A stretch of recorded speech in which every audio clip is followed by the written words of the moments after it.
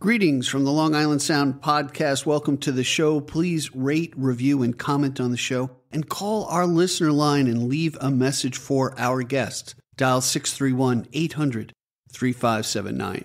All right, enjoy the show. Thanks for joining us for the Long Island Sound podcast. Each week we explore new music and dive deeper with the artists and their stories behind the music. Please subscribe and rate and review us wherever you stream this podcast. Here's your host, Steve Yusko. Today, you're in for an extraordinary treat. Many singer-songwriters dream of the opportunity to get the golden ticket. My guest, Sam Woolf, did exactly that as a contestant on American Idol. But he had a decision to make at the crossroads. A decade later, Sam Woolf remains true as the author of his own journey. Join us to hear the rest of the story. Let's check out his original song, Give a Little Love.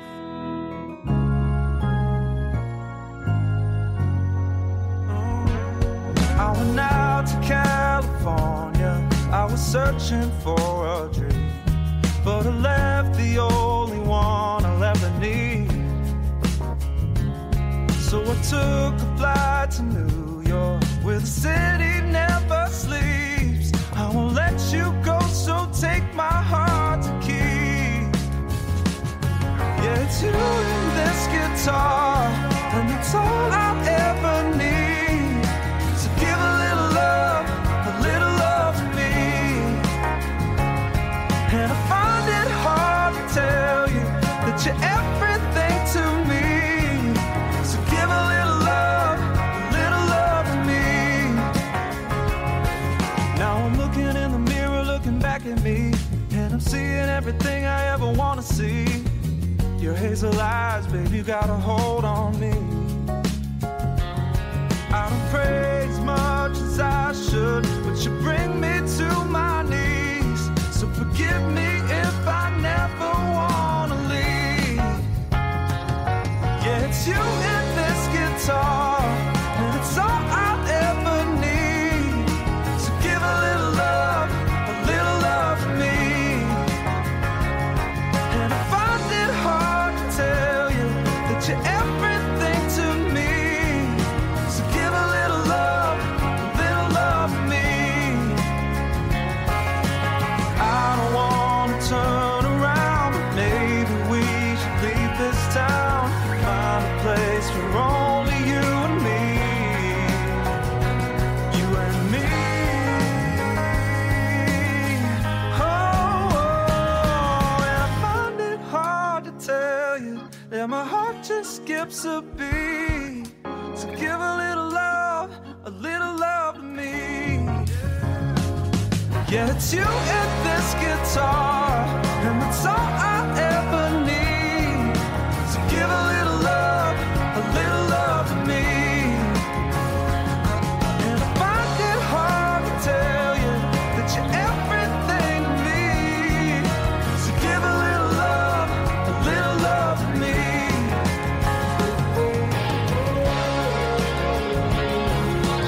Give a little love to me. Give a little love to me. So give a little love to me. Give a little love to me.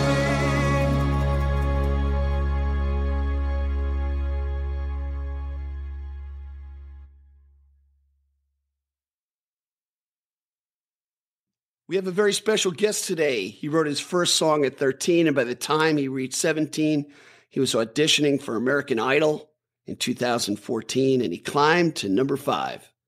He makes his way to the Long Island Sound, collaborating with the Como brothers, who are recent guests on the podcast. Known for his pitch-perfect voice, and we'll kind of analyze what pitch-perfect means, and his original compositions, I'm happy to welcome Sam Woolf to the Long Island Sound podcast. Welcome, Sam.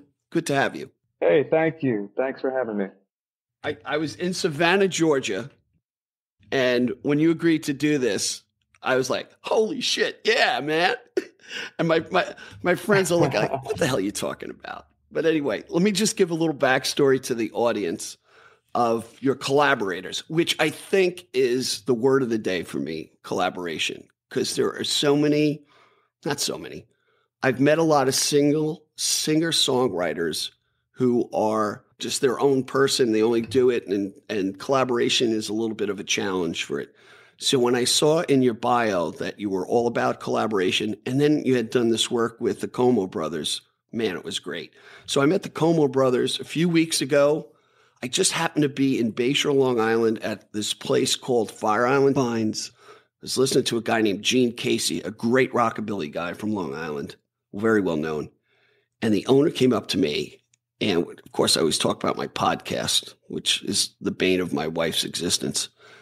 And this guy said, hey, if you like Gene, come back tomorrow and see the Como brothers. Went to see the Como brothers, and they reminded me of the Everly brothers, just their harmonies, and two brothers who actually love each other and kibitz with each other. And I was enamored by it. It was just kind of cool. So we got to chat, and they mentioned you, and I said, hey, do you mind reaching out to them? And lo and behold, here you are. So welcome to the podcast.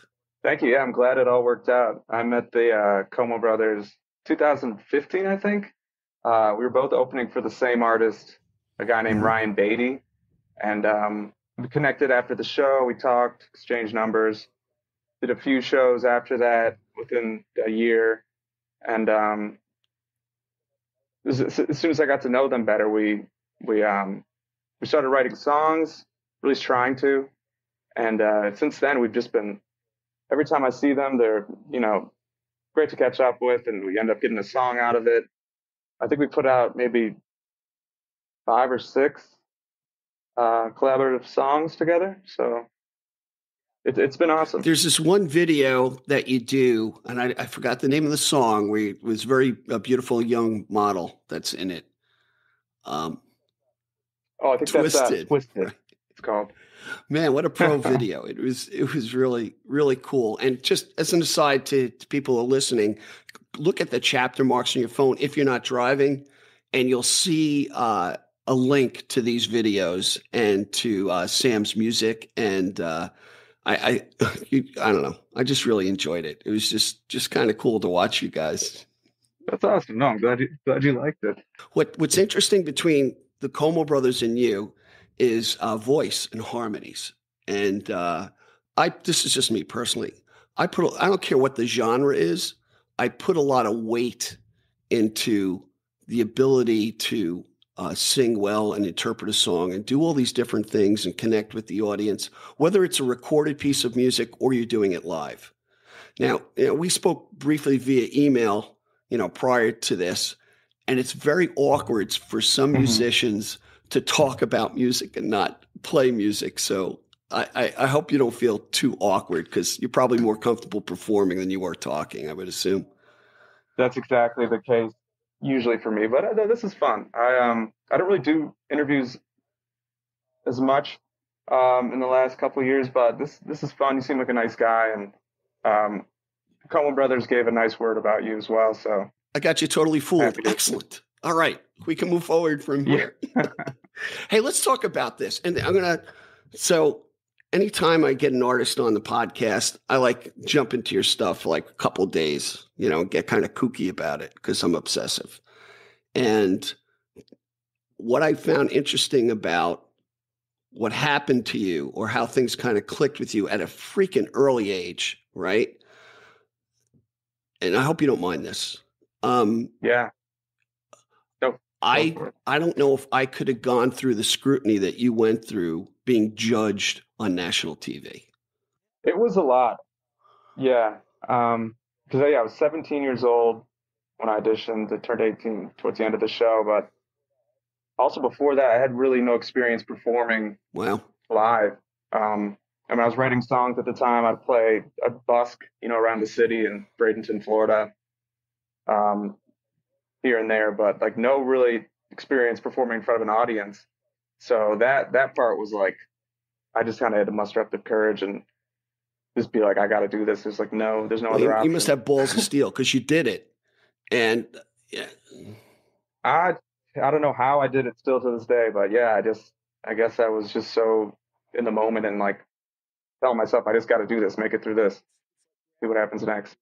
I can imagine the singer-songwriters that are listening to this podcast now that are dying for the opportunity that you had. But I'm going to tell you this, and I'm very proud of you, and tell me if I'm reading this right. My assumption would be that, and this is not to disparage American Idol or that corporation, but I think they like to look at you and say, hey, you know what? He's going to be a teen idol. Let's put him on the cover of Teen Magazine and market him as America's sweetheart and blah, blah, blah, blah, blah. Mm-hmm. And this is just what I got. It looked like you rejected that. Yeah, I certainly was going against it because that was the bubble they put me in. The heartthrob is which they labeled it. And I'm like, what? I don't want to be the heartthrob. Come on, I'm just trying to be that indie singer-songwriter and not be attached to some. I wasn't even like, I don't know. I've just considered myself more indie artist, you know. But I was going against it. There was times where they wanted me to cut my hair a certain way to kind of fit the mold of the heartthrob, like shave the sides of my hair, keep the top a little short. And that, I'm like, no, you can't touch the hair, because that's something I'm pretty anal about, obsessive about my hair all the time. Well, it's interesting because even watching the different segments and you really progressed really well and took their advice and it was just kind of amazing. But you can even see in how they dressed you, you know, how they change your outfits. And you know what?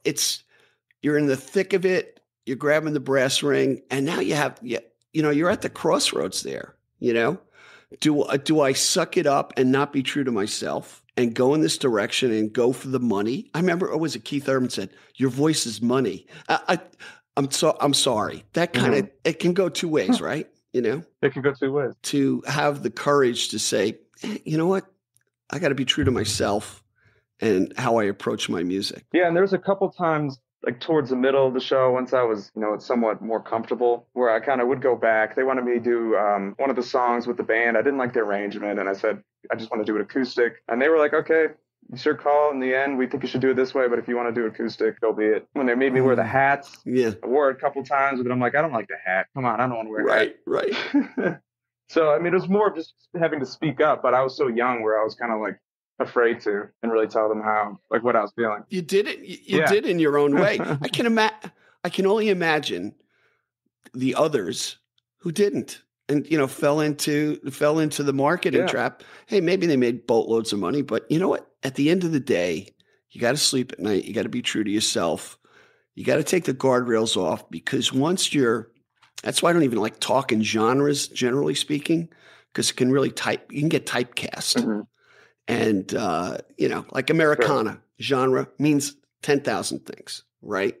I like indie artists because it gives you more flexibility. But let's face it, you got to get the songs out to people to hear, and they got to categorize you because they got to figure out, all right, how we're going to make money off this guy. I mean, that's what it comes down to. Yeah. That's the hard thing. So now it's been about 10 years.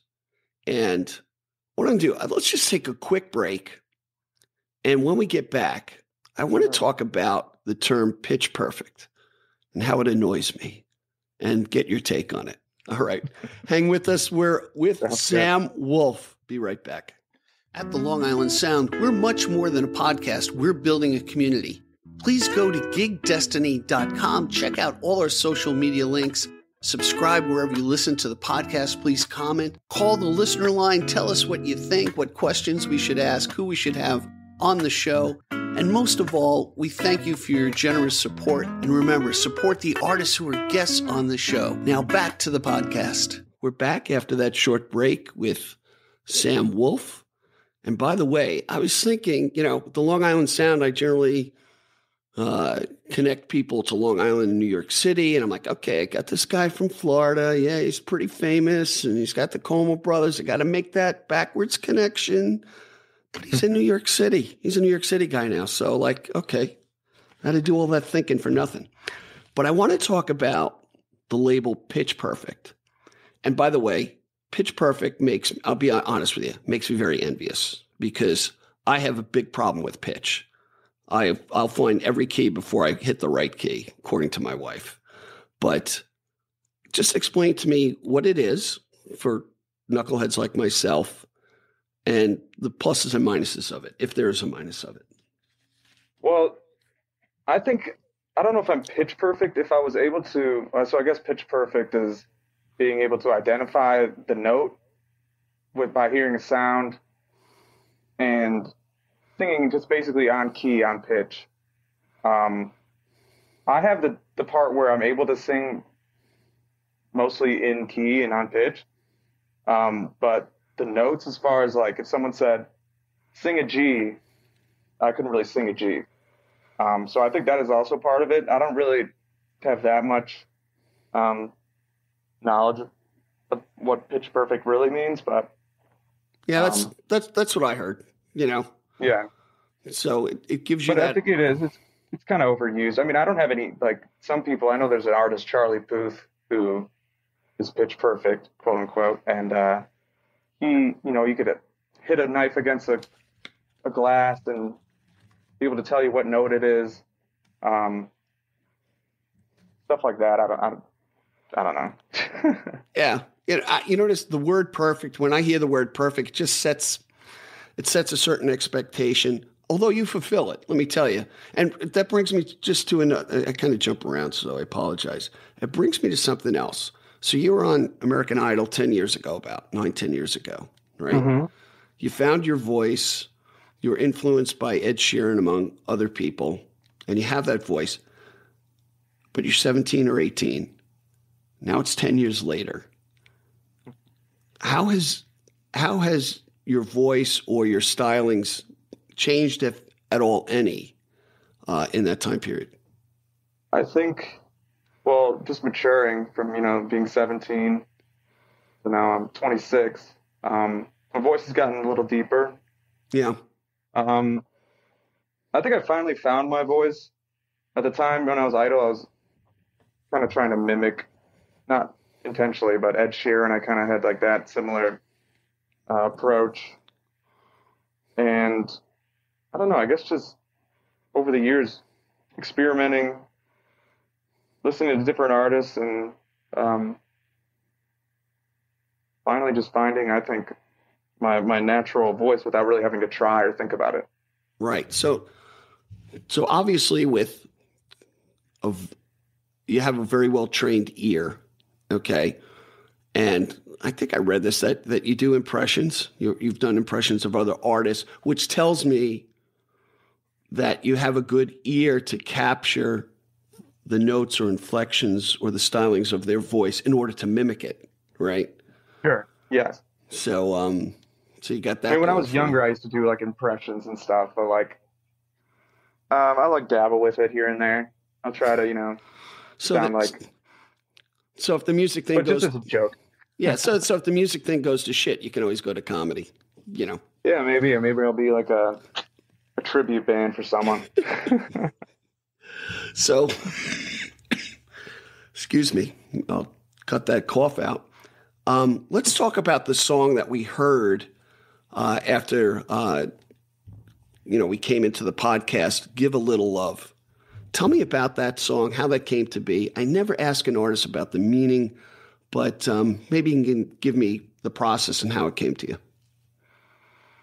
So, yeah, I was actually at the Como Brothers. This is both of our songs. I went there for a few days, and we wrote a tune the night I got in, which was Give a Little Love, and we started it. And I remember we just came up with the chorus.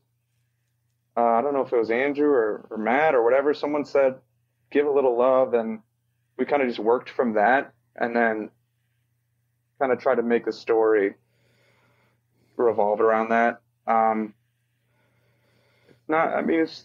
don't really, details wise, it's just for me like a love song. Mm-hmm.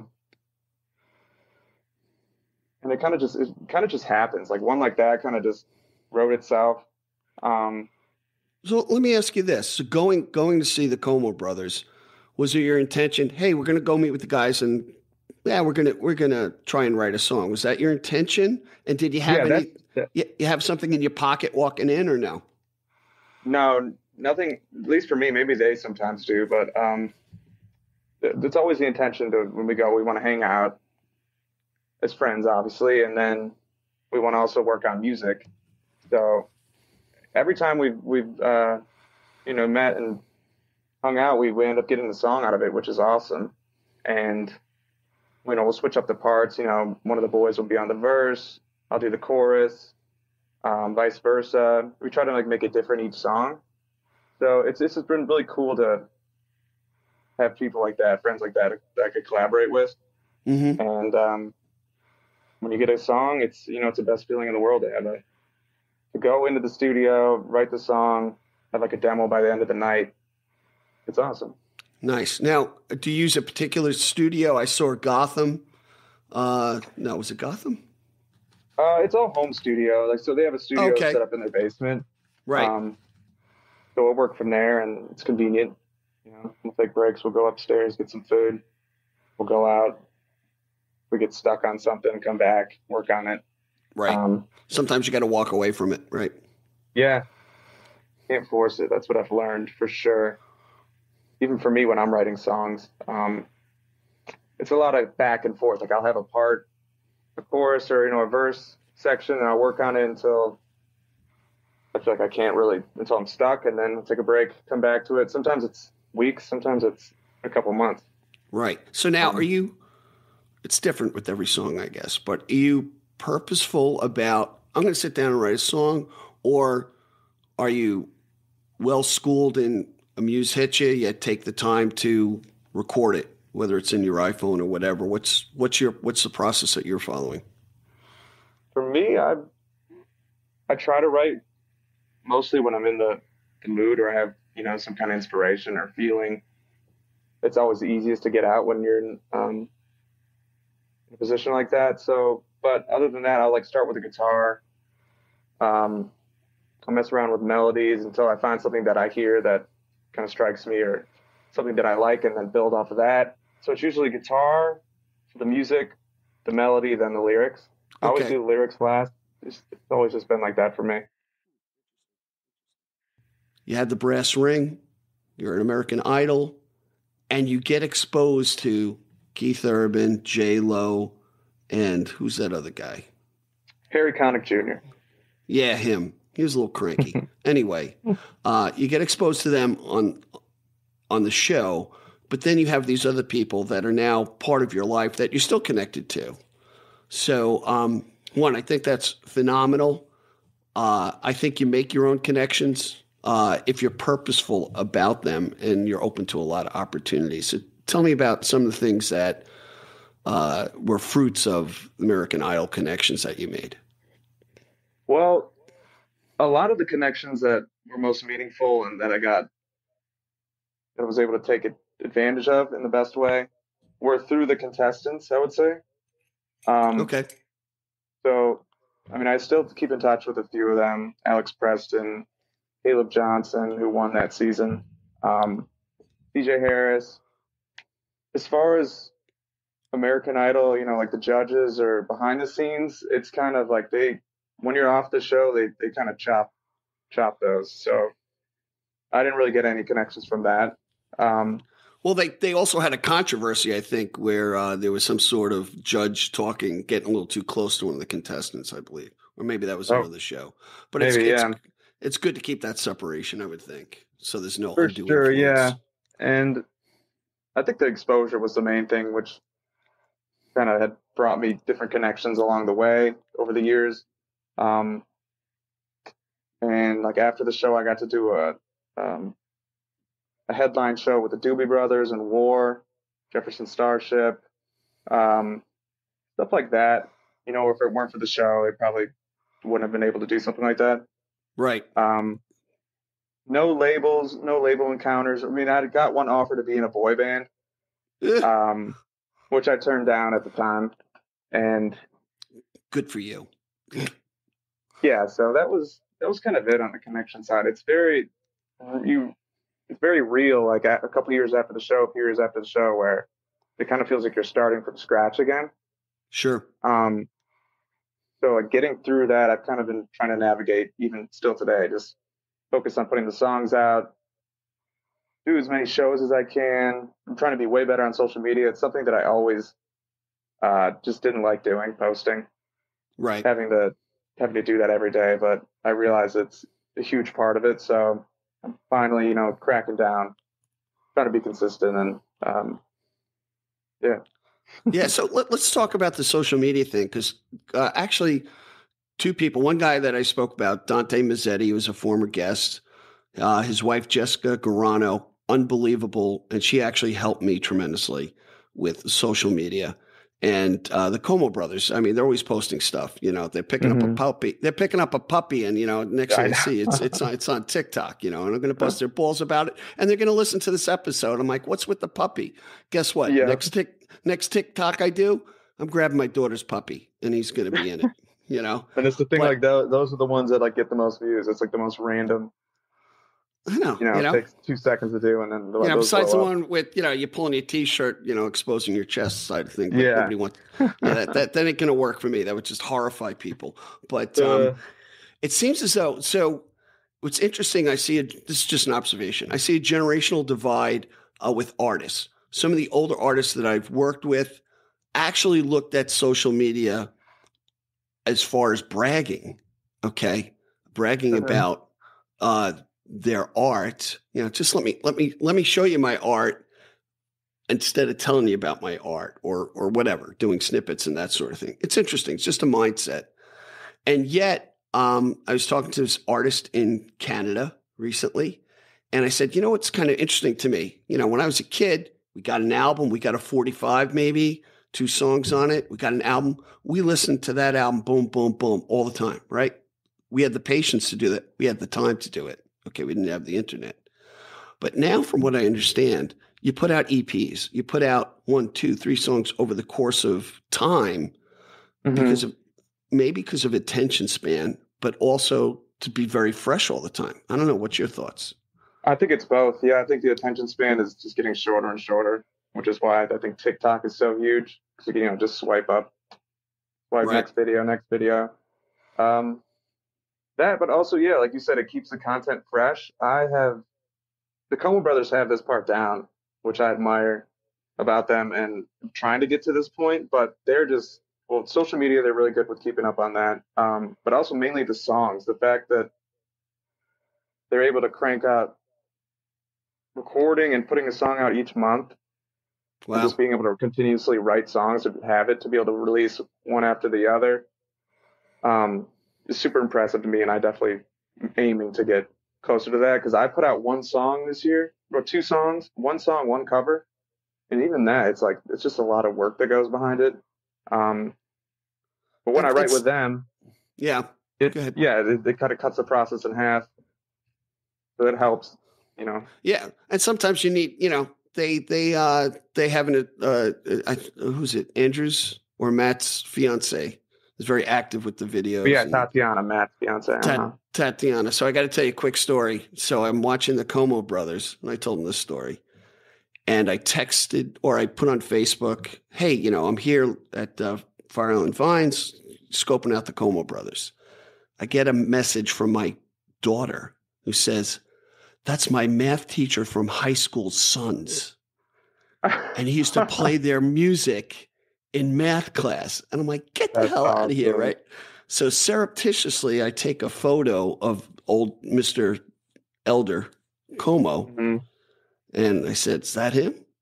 And she's like, yeah, that's him. Now he's with this very young, beautiful woman. And of course, where does my mind go to? Oh my God, this is like his niece or something else, It's Tatiana, Yeah. For Matt, they've been together for quite some time. I've known her since, I think, just a couple years after we met. Yeah, they think they're getting married soon. Yeah, so they are. Yeah, yeah. So the social media aspect thing is kind of interesting. I think I need help on it because there's just too much to do, And where does your creative? You're a creative. Where does your creative mind go? Does it go to the songs, or it goes to the promoting the songs, or do I need help in somebody who's good at promotion to help put the better side, the lighter side, the humorous side of me out there. But there's one other thing that blows my mind, okay? And I don't know if you still have this fan. You actually have a fan base that has a name, okay? The Wolf Pack? Is that the Wolf Pack? Yeah. So that was created by, I don't know who, during Idol. It actually used to be the name. We had, my family always had a boat growing up. Okay. And on the back would be Wolf Pack. That would just be the boat's name. We would always, my parents, whatever, would call it. And then on Idol, someone said hashtag Wolfpack. And I'm like, hey, I guess that works. I'm familiar with it. Let's roll with it. Wow, it's great. So that was in Michigan where you had the boat? Yeah. What now? If you know, what part of Michigan were you? West Bloomfield, Michigan. Give me a reference point. That's like about 30 minutes east of Detroit. Okay. But in the summers we had a summer home up in Charlevoix, Michigan, in Upper Peninsula. I used to date a girl from the UP. Yeah, and so we take the boat up there, and summer reunions, family reunions every summer. That was like a big part of my life growing up, going up to Charlevoix. Well, now since you moved from Florida back up to New York, you're going to have to spend some time on Long Island because boating is a big part of.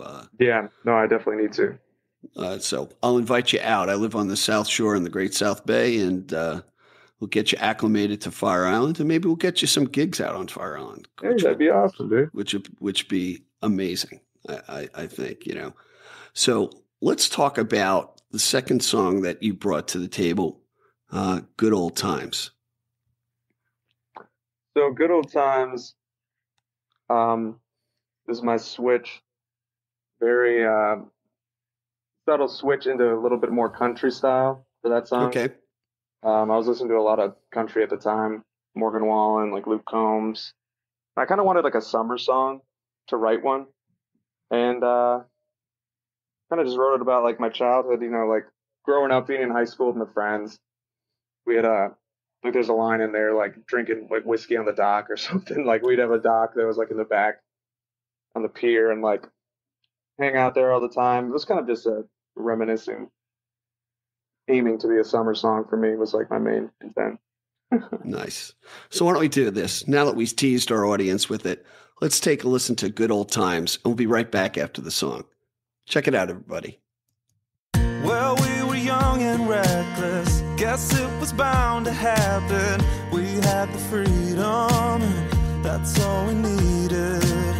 It's been a while since then. Now we got bills to pay and less time to borrow, 'cause we got work tomorrow. But oh well, what can we do? What's there to lose? We can still shut it down like we used to. All we've got is a whiskey bottle, a guitar and a few chairs on the dock, like we did in high school. Those days are gone, but now thank God we made it. So let's celebrate it.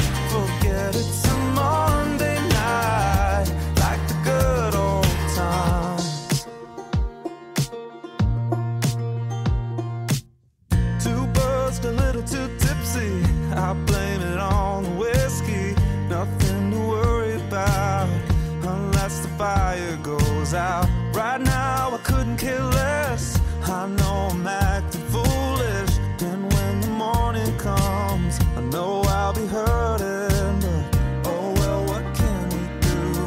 What's there to lose? We can still shut it down like we used to. All we've got is a whiskey bottle, a guitar and a few chairs on the dock, like we did in high school. Those days are gone, but now thank God we made it. So let's celebrate it. Forget it's a Monday night, like the good old times.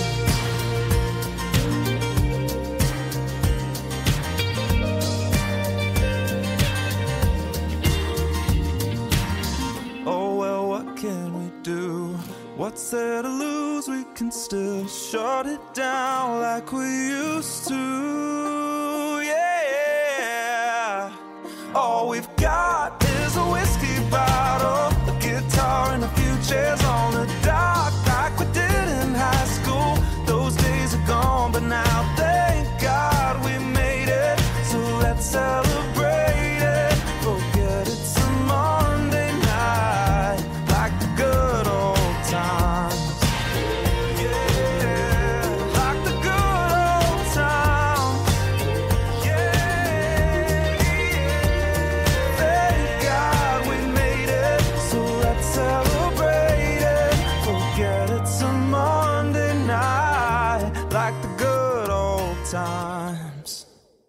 We are back with Sam Woolf. Sam, you've got some things coming up, so let's talk about what's going to be out there in January. Yeah, so I wrote a new song, and it's called Worst Thing. To me, it's my favorite song. I think the most honest song I've ever written, and I hope people can relate with it in some way, or they can connect with it. And so it's coming out, I'd say by sometime second week of January. I don't have an exact date, but if you follow me on social media, Instagram at Sam Woolf Music, I've been posting little teasers of the song. So keep an eye out, because my song Worst Thing will be out within, just a few weeks. Okay, now is this strictly a Sam Woolf endeavor? This is a Sam Woolf song. So yes, me, but also when I went to the Coen Brothers, Andrew, one of the brothers, I recorded it at his studio, and he helped me tweak some things. There was a bridge, it was a little bit long. We cut that in half. So he's also a writer on this one, and yeah, I'm just super excited to get it out. Yeah, that's great. Hey, we'll definitely do a follow-up with you in January when we're confirmed that it's going to hit the streets. And it's to me, it's just very interesting as far as making ice cream cones and putting the songs out there, trying to getting them out, onesie twosies as you go about it. Now, you brought a third song to the table, and I was like, oh, I don't know if I can play that and what have you. And it's one of my favorite songs by Loggins Messina called Danny Song. So tell us how you came to record that, and we'll have everybody listen to it. Yeah, sure. So my dad has always just been a big listener of music. Growing up, we had a stereo room in the house, and we had like a single chair in the middle. It was supposed to be, the perfect seat to hear the music with the way the speakers were set up.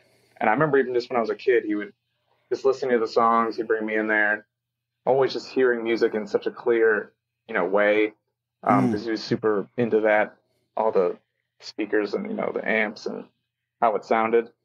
I think having that growing up really kind of shaped my passion for music. And so my dad was like, I want you to learn this song. And it was Danny's song. So I kind of just recorded it, did a little acoustic thing. And I was like, I'll put it up on Spotify, see what happens. But my dad is always, he asked me to record a song that he likes. So I'll do it for him. But this one I was like, this is one I feel like I could put out and just, be happy to put it out. Hey, I got to touch on this, and I'll be remiss if I didn't touch on this. And I really invite everybody to check out the chapter marks. You've really got some music lineage in your family, from your grandfather down to your dad and stuff like that. I mean, that's very rare. Multi-generational people have really kind of hit it. So just touch on that for me a little bit. Yeah. And then we'll listen to Danny's song. Great, yeah. So my great-grandfather, Sammy Woolf, who I was actually named after, he was a band leader, a singer in Detroit, and, he made a living doing that. And I never got to meet him, but I just heard so much great things about him, and how he, take command of the stage. He would never be nervous. So I guess it just kind of skipped over my dad, and I ended up getting the music from my great grandpa Sammy. And I have an uncle and an aunt who live in Brooklyn who are composers. One's a concert pianist. There's a classical composer, and those are the main musicians in the Wolf side, I would say. That's great. I tell you, it is.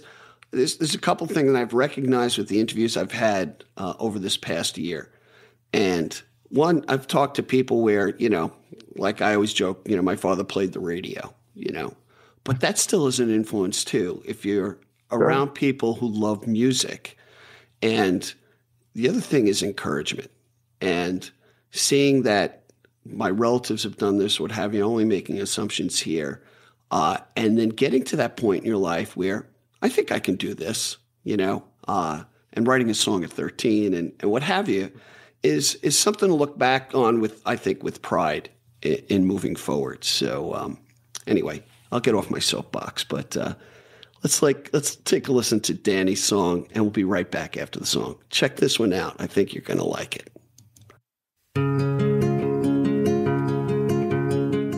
People smile and tell me I'm the lucky one, and we've just begun. think I'm gonna have a son. He will be like she and me, as free as a dove, conceived in love. Sun is gonna shine above. And even though we ain't got money, I'm so in love with you, honey. And everything will bring a chain of love. And in the morning when I rise, you bring a tear of joy to my eyes and tell me everything's gonna be alright. Seems as though a month ago I was beta kite, never got high. Oh, I was a sorry guy. Now I smile and face a girl who shares my name. Now I'm through with the game. This boy will never be the same. And even though we ain't got money, I'm so in love with you, honey. And everything will bring a chain of love. And in the morning when I rise, you bring a tear of joy to my eyes and tell me everything's gonna be alright. Pisces, Virgo rising is a very good sign. Strong and kind, and the little boy's mine. Now I see a family where there once was none. Now we've just begun. Yeah, we're gonna fly to the sun. And even though we ain't got money, I'm so in love with you, honey. And everything will bring a chain of love. And in the morning when I rise, bring a tear of joy to my eyes and tell me everything's gonna be alright. Love the girl who holds the world in a paper cup. Drink it up. Love her and she'll bring you luck. And if you find she helps your mind, buddy, take her home. Don't you live alone. Try to earn what love is on. And even though we ain't got money, I'm so in love with you, honey. And everything will bring a chain of love. And in the morning when I rise, you bring a tear of joy to my eyes and tell me everything's gonna be alright.